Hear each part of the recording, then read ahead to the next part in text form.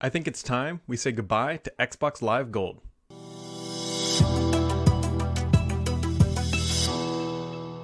If you were able to jump into a time machine and go back, well, around to the launch of the original Xbox, Microsoft launched a service called Xbox Live, and there are two tiers, silver and gold.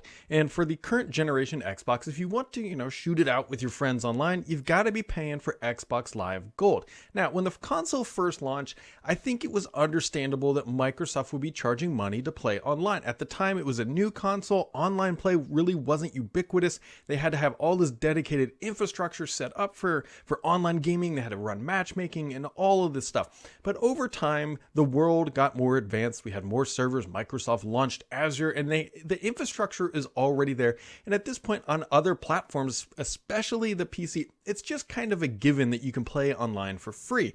And the news and information we've been seeing popping out the past couple weeks has been pushing us down the road to making it look like Microsoft is going to be getting rid of Xbox Live Gold. And there is now more evidence to suggest that this is in fact going to be happening. Now, this is a pretty minor change, but Microsoft is making changes to the branding of Xbox Game Pass. Now, if you go look at some of these tweets that they've put out that I'll throw up on the screen right here, it's showing that they're getting rid of the Xbox branding in front. They're just calling it Game Pass, which makes some sense, right? They've got Game Pass on the Xbox. They've also got it on the PC. It just sort of cleans things up. But this is also another change being piggybacked on top of Xbox Live Gold 12-month prepaid cards going away. Microsoft is making it harder to buy those longer-term subscriptions, more than likely because we think that they are going to be rolling Xbox Live Gold into Game Pass. Now, the big questions here are you still going to be paying for Game Pass to play online? That is a question we don't quite know yet, but for people who are freaking out thinking, hey, I don't want to pay all that money for Game Pass, well, here's a little nugget to put into your noodles, if you will. Game Pass costs $9.99 a month.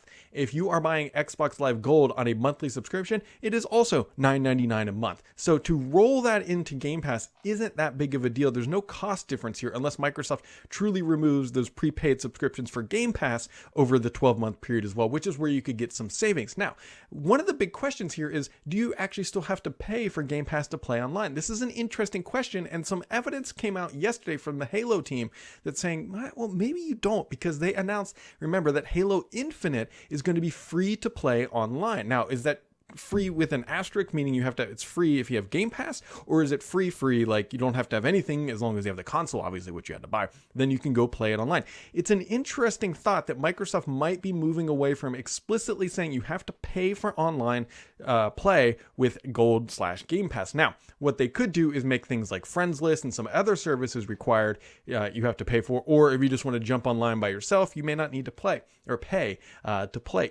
There's definitely some branding changes going on. There's definitely some bigger things happening here, and I believe we're going to get the answers here in August. Microsoft is doing a lot of promotion of this stuff, and they've also changed Game Pass for PC. They're changing Game Pass for Xbox, just the branding, mind you, and it all sort of is starting to align that Xbox Live Gold, which is a legacy subscription, is going to be going away, and I believe what they're going to do is just roll people into Game Pass. Now, we will see how this all shakes out when Phil Spencer finally reveals their master plan, but these are some of the branding changes that are going live today across the Xbox ecosystem. I'd love to know what you guys think. Should you have to pay to play online, or should Microsoft just make it Game Pass? And that's the thing you subscribe to if you want to have all access to your friends list and everything else.